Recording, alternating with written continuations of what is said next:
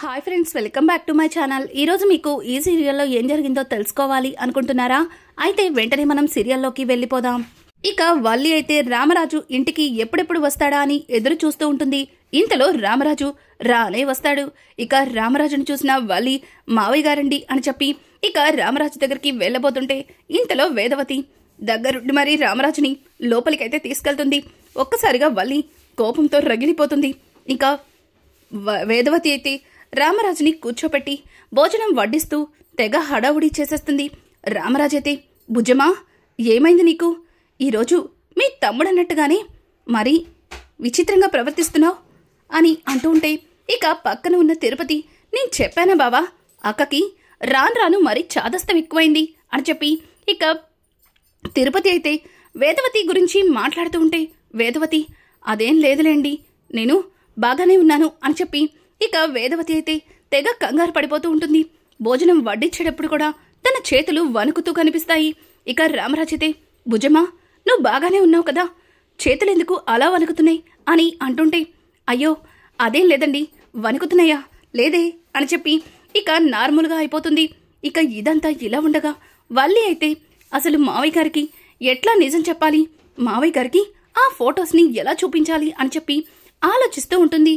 ఇక అలాగే ప్రేమ అయితే ధీరజ్ చెప్పిదంటూ కాలేజ్కి అయితే వెళ్తుంది. అక్కడ ప్రేమ ఫ్రెండ్స్ అందరూ కూడా ప్రేమతో మాట్లాడుతూ, ప్రేమ, నీ పక్కన నిలబడి ఫోటో దిగింది ఎవరసలు? అసలు ఆ ఫొటోస్ ఎందుకు కాలేజ్ అందరికీ పంపిస్తున్నట్టు? ఏం జరిగింది ప్రేమ? నువ్వు బాగానే ఉన్నావు కదా అని అంటుంటే ఇక ప్రేమ వాళ్ళతో ఏం చెప్పాలో అర్థం కాక తనలో తను భయపడుతూనే ఉంటుంది. మళ్ళీ కొన్ని ఫొటోస్ని ఇక కాలేజ్లో ఉన్న అందరికీ సెండ్ చేస్తాడు.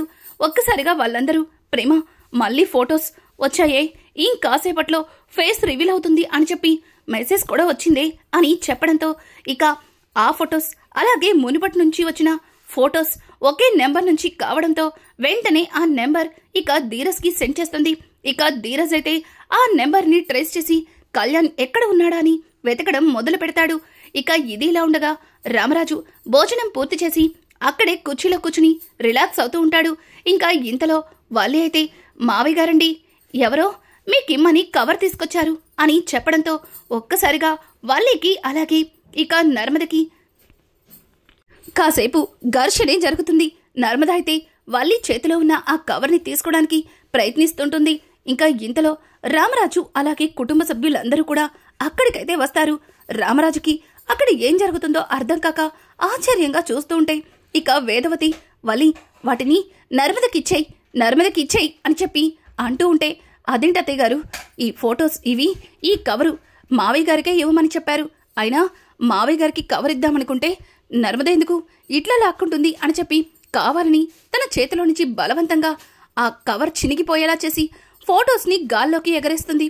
ఒక్కసారిగా ఫొటోస్ అన్నీ కింద నేల మీద పడతాయి. ఆ ఫొటోస్ని చూసిన రామరాజు షాక్ అయిపోతాడు. అలాగే నర్మద ఇంకా వేదవతి కూడా వాటిని చూసి ఆశ్చర్యపోతుంది. ఇక వెంటనే రామరాజు కిందకి వంగి ఓ ఫోటోని పైకి తీసి, ఇది ప్రేమ కదా, మరి ప్రేమ పక్కన ఉన్న వ్యక్తి ఎవరు అన్నట్టుగా ఇక రామరాజు ఆశ్చర్యపోతూ ఉంటే ఒక్కసారిగా వల్లి మరో ఫోటోని చూపించి, మావయ్య గారండి, చూడండి, ఈ ఫోటోలో ప్రేమ చాలా బాగుంది కదా, పైగా ప్రేమ పక్కన నుంచిన అబ్బాయి ప్రేమకి ఎందుకంత క్లోజ్గా ఉన్నాడో అర్థం కావట్లేదు, అసలు ఇతనెవరో అని చెప్పి ఇక వల్లి అయితే రామరాజుతో చెబుతూ ఉంటుంది. ఇంకా రామరాజు, అవును, ఈ ఫోటోలో ఉన్న వ్యక్తి ఎవరు, ప్రేమ ఎందుకు అతనితో అంత క్లోజ్గా ఉంది అని చెప్పి ఇంకా రామరాజు కూడా ఆ ఫోటోని అదే పనిగా చూస్తుంటాడు. ఇంతలో రామరాజుకి ఫోన్ అయితే వస్తుంటుంది. ఒక్కసారిగా ఆ ఫోన్ చూసిన రామరాజు ఫోన్ లిఫ్ట్ చేస్తాడు. ఇంకా అక్కడే ఉన్న వల్లి అలాగే నర్మద ఇంకా వేదవతి మిగిలిన కుటుంబ సభ్యులందరూ కూడా ఆశ్చర్యపోతుంటారు. ఇక రామరాజు ఫోన్ లిఫ్ట్ చేసి, హలో, ఎవరు అని అడగడంతో ఇంకా అట్నుంచి మాట్లాడుతున్న పర్సన్, నా పేరు కళ్యాణ్ అంటారు సార్ అని చెప్పడంతో, కళ్యాణ్ ఎవరు? నేను ఇంతకు ముందన్నడు కూడా ఈ పేరు వినలేదు అని అడగడంతో ఒక్కసారిగా వేదవతి అలాగే ఇక నర్మద ఇద్దరు కూడా కంగారు పడిపోతారు. ఇంకా అలాగే అక్కడే ఉన్న వల్లి అయితే, ఏంటి వీళ్ళు ఆ పేరు వినోగానే అంతలా కంగారు పడిపోతున్నారు. కొంపతీసి ఈ ఫోటోలో ఉన్న వ్యక్తి ఆ కళ్యాణ్ ఒక్కరేనేమో. అయితే అతనే ఇప్పుడు మావయ్య గారికి నిజం చెప్పేస్తారేమో అని చెప్పి ఇంకా వల్లి అయితే తన మనసులో తెగ సంబరపడిపోతుంది. ఇంకా రామరాజు ఎవరు కళ్యాణ్ అని అడగడంతో, సార్ ఆవేశపడకండి, కాస్త నేను చెప్పింది జాగ్రత్తగా వినండి. నా పేరు కళ్యాణ్ అంటారు. పైగా మీరిప్పుడు చూస్తున్న ఫోటోలో వ్యక్తిని నేను అలాగే ప్రేమ ఒకటే కాలేజ్లో కలిసి చదువుకున్నాం. పైగా తనకి నేను బాగా తెలుసు.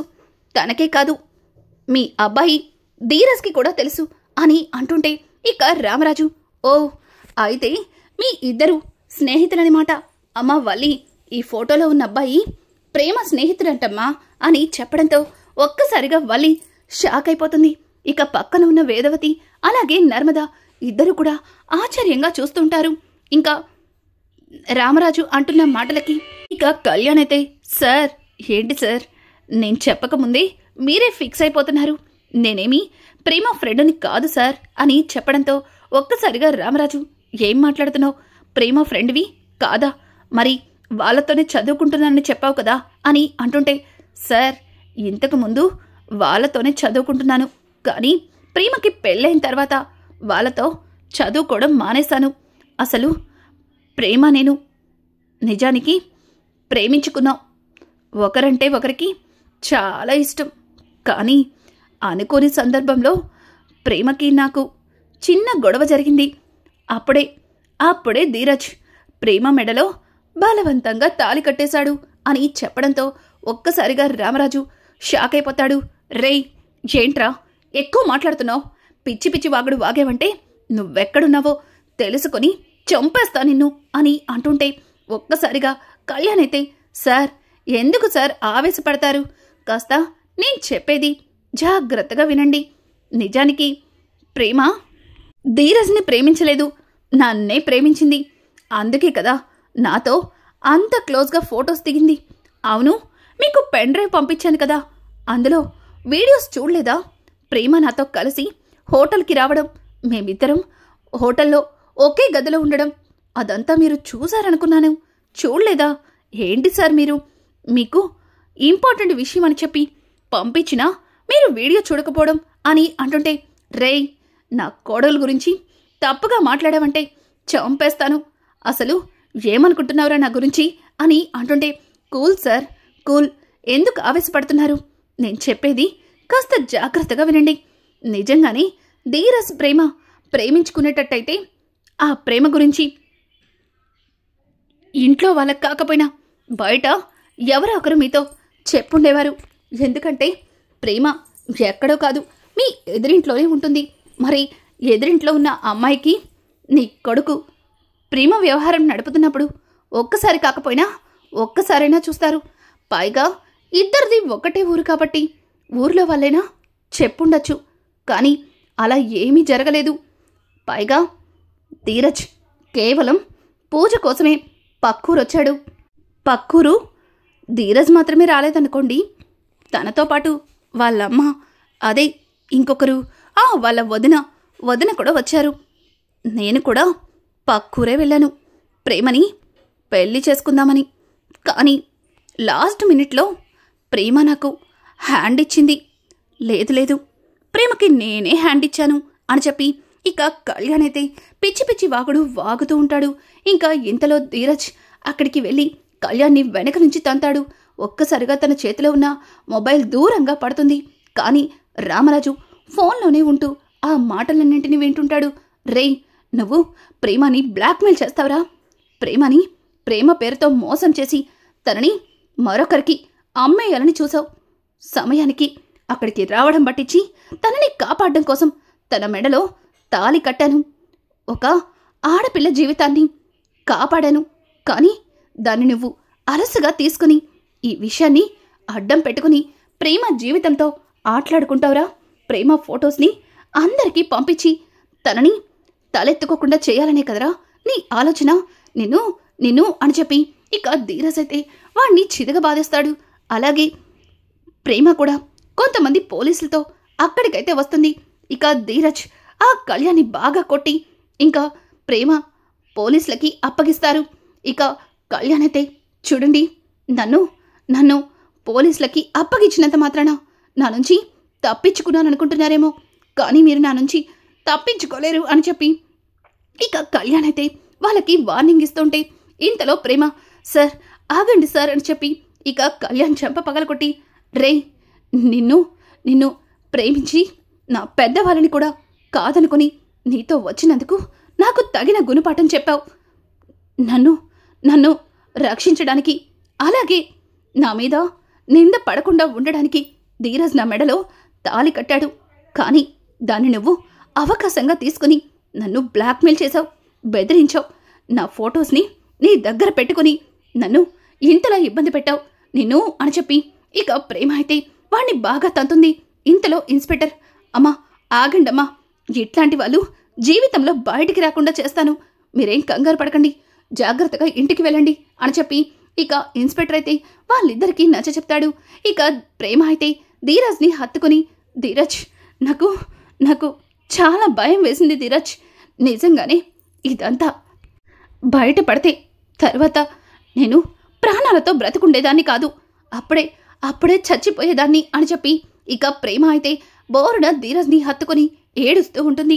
ఇంకా ధీరజ్ ప్రేమని ఏం మాటలవి, చచ్చిపోతావా, చూడు ఇంకొకసారి అలా మాట్లాడవంటే నేనే చంపేస్తాను, అసలు ఏమనుకుంటున్నావే నీ గురించి, నీకేదన్నా అయితే నేను బ్రతికుంటానని అనుకుంటున్నావా అని చెప్పి ధీరజ్ అయితే ప్రేమని దగ్గరికి తీసుకుంటాడు. ఇక ప్రేమ అయితే వాడు అని అంటుంటే ఇక ధీరజ్ చూడు, వాడి దగ్గర ఎట్లాంటి ప్రూఫ్స్ లేవు, వాడి గదిలో నీకు సంబంధించిన అన్ని ప్రూఫ్స్ని అక్కడే తగలబెట్టేశాను చూడు అని చెప్పి ఇక ప్రేమని ఆ గది వైపు చూపించడంతో ఆ గది మంటలతో చెలరేగుతుంది. ఇక ధీరజ్ అయితే ప్రేమ భుజం మీద చేయి వేసుకుని అక్కడి నుంచి ఇంటికి తీసుకెళ్తుంటాడు. ఇక ఇక్కడ చూస్తే జరిగిందంతా విన్న రామరాజు అక్కడికక్కడే కుప్ప కూలిపోతాడు. ఒక్కసారిగా వేదవతి ఏవండి ఏమైందండి, ఎవరండి ఫోన్లో అని చెప్పి ఇక వేదవతి అయితే రామరాజుని నిలదీస్తూ ఉంటే ఇంతలో వాలి మీకింకా అర్థం కాలేదా ఏంటి, ప్రేమ చాలా ప్రేమ వ్యవహారం నడిపింది, ఆయన ఏదో పద్ధతి గల అమ్మాయి అనుకున్నాం కానీ ఇట్టంటి అమ్మాయి అని అస్సలు అనుకోలేదు. ఒకరిని ప్రేమించి ఇంట్లో వాళ్ళని ఎదిరించి ఇంట్లో నుంచి వెళ్ళిపోవడం, పైగా వాడేమో మోసం చేసి వదిలేస్తాయి. ధీరజ్ పాపం జాలితో మెళ్ళలో తాళి కట్టాడు, కానీ మావయ్య గారికి ప్రేమ పెళ్ళని అబద్ధం చెప్పారు. ఏంటత్తయ్య గారు, మావయ్య గారు మీ మీద ఎంత నమ్మకం పెట్టుకున్నారు, చివరికి మీరు కూడా మావయ్య గారికి అబద్ధం చెప్పారు. మావయ్య గారండి ఇట్లాంటి వాళ్ళని ఊరికి వదిలిపెట్టకూడదండి, వాళ్ళు ఈ ఇంట్లో ఉండడానికి కూడా ఏం లేదండి అని అంటూ ఉంటే ఇంకా ప్రేమ ధీరజ్ కూడా వస్తారు. అదిగో వచ్చేశారు, రండి మీకోసమే ఎదురుసొస్తున్నాను రండి అని చెప్పి ఇక వల్లి మాట్లాడుతూ ఉంటే పక్కన ఉన్న నర్మద కోపం తట్టుకోలేక బలి అని గట్టిగా అరుస్తుంది. ఒక్కసారిగా వల్లి ఏటి బలినా, అసలు ఏమనుకుంటున్నావు నా గురించి, నేను ఈ ఇంటికి పెద్ద కోడల్ని, ఈ ఇంట్లో అందరి బాగోగులు చూసుకునే బాధ్యత నాకుంది. అయినా ఇంట్లో ఇంత పెద్ద గూడు పుటాని జరుగుతుంటే కాస్త కూడా తెలియకుండా బాగానే మేనేజ్ చేశారు. ఇంటి పెద్దయినా మావయ్య గారికి ఇంత పెద్ద విషయాన్ని దాచిపెట్టి పిచ్చోల్ని చేశారు అని చెప్పి ఇక వల్లి అయితే నానా గొడవ చేస్తుంది. ఒక్కసారిగా ధీరజ్కి అలాగే ప్రేమకి ఏమీ అర్థం కాదు. ఇక వాళ్ళ వైపు చూస్తుంటే ఇక నర్మద అయితే అక్క ఇంతకంటే పెద్ద పెద్ద మోసాలు చేసిన వాళ్ళు బాగానే ఉన్నారు, అబద్ధాలు చెప్పుకుంటూ బాగానే బ్రతికిస్తున్నారు, కానీ ఏ తప్పు చెయ్యని ప్రేమ ధీరజ్ల గురించి నువ్విలా తప్పుగా మాట్లాడడం అస్సలు బాగాలేదు అని చెప్పి ఇక నర్మద అంటుంటే ఒక్కసారిగా వల్లి షాక్ అయిపోతుంది. ఇదేటిది, ఇదిప్పుడు నా గురించి నిజం చెప్పేసిద్దా ఏంటి, నా గురించి చెప్పినా దాన్ని అబద్ధమని చెప్పాను, పైగా ఆ ఆస్తులన్నీ పోయాయని అమ్మ వాళ్ళు చెప్పారు కదా, ఇప్పుడు ధీరజ్ ప్రేమల గురించి మాట్లాడాలి, ఎలా అయినా సరే వీళ్ళని ఇంటి నుంచి మావయ్య గారు బయటికి గెంటేసేలా చేయాలి అని చెప్పి ఇక వల్లి తన మనసులో అనుకుంటూ వల్లి చూడు నర్మదా, ఇక్కడ జరుగుతుందేటి, నువ్వు మాట్లాడుతుందేటి, చూడు వీళ్ళు చాలా పెద్ద మోసం చేశారు, పైగా వీళ్ళిద్దరి పెళ్లి గురించి నిజం దాచిపెట్టి అత్తయ్యగారితో పాటు నువ్వు కూడా ఉన్నావేమోనని నాకు చాలా అనుమానంగా ఉంది అని చెప్పి ఇంకా వల్లి గురించి నర్మద గురించి మాట్లాడుతూ వల్లి అటు ఇటు తల తిప్పుతుంది. ఒక్కసారిగా రామరాజు ఆపండి ఆపండి అని గట్టిగా అరుస్తాడు. ఇక రామరాజు అయితే ధీరజ్ దగ్గరికెళ్ళి, ధీరజ్, నిజంగానే నువ్వు ప్రేమని ప్రేమించి పెళ్లి చేసుకున్నావా అని అడగడంతో ఒక్కసారిగా ధీరజ్ రామరాజుకి ఏం చెప్పాలో అర్థం కాక భయపడిపోతూ ఉంటాడు. ఇక వేదవతి, ఎవండి అది అని అంటుంటే, నువ్వాగు బుజ్జమ్మా, నువ్వాగు అని చెప్పి, చెప్పు ధీరజ్ అని అడగడంతో పక్కన ఉన్న ప్రేమ, లేదు, ధీరజ్ నన్ను ప్రేమించలేదు.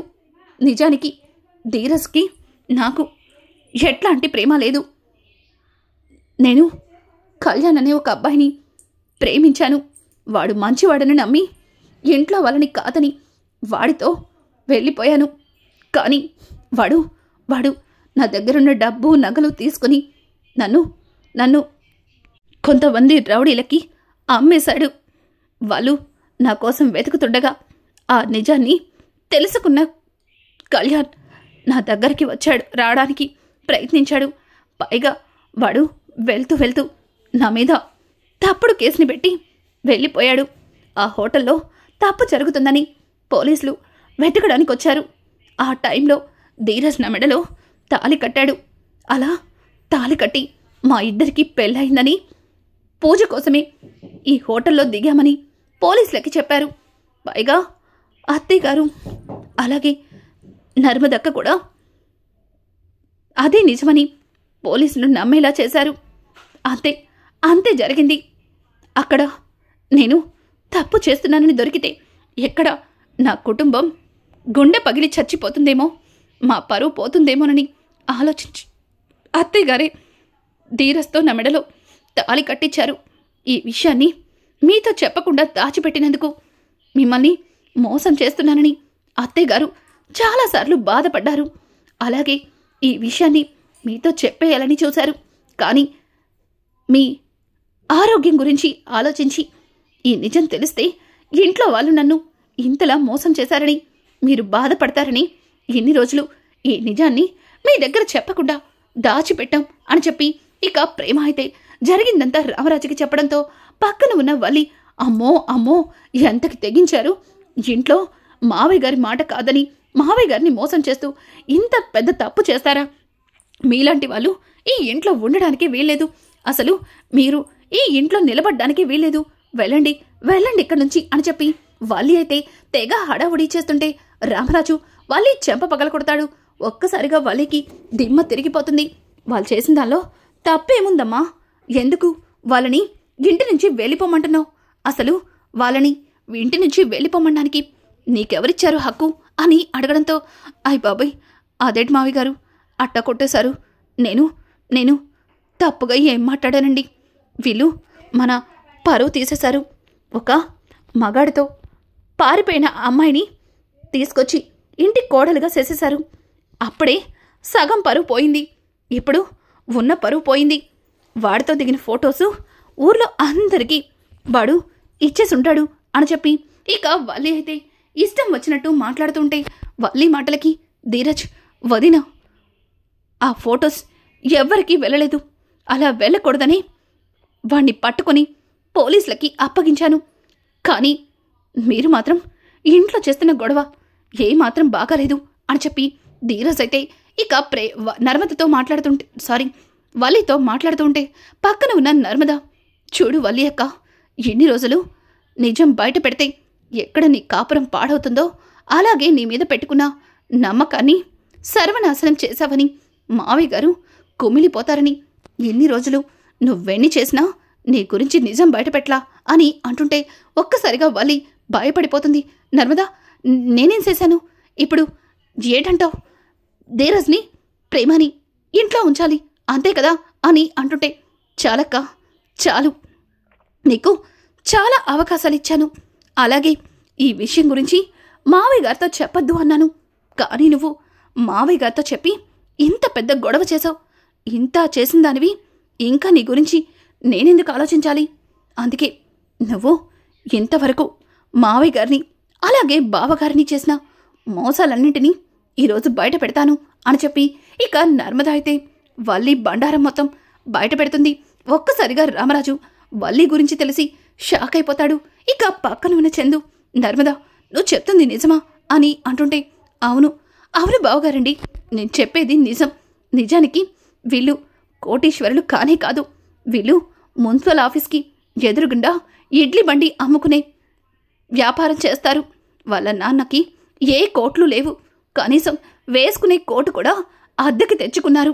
ఇట్లాంటి వాళ్ళు ఎన్ని మోసాలు చేసి ఎన్ని అబద్ధాలాడి తన కూతుర్ని మనింటికి కోడలిగా చేశారు అని చెప్పి ఇక నర్మద అయితే జరిగిందంతా వల్లి గురించి బయట పెడుతుంది.